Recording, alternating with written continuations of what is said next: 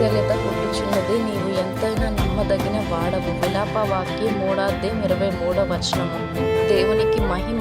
దేవుడు మనందరికీ ఇస్తున్న వాగ్దానము అనుదినము నూతనముగా.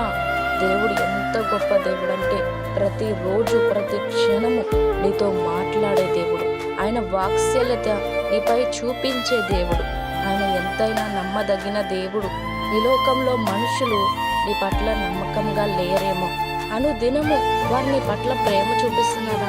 ఒక రోజు నిన్ను బాగా ప్రేమించారంటే మరి ఒక్క రోజు ఆ ప్రేమ నీ పట్ల చూపించరేమో.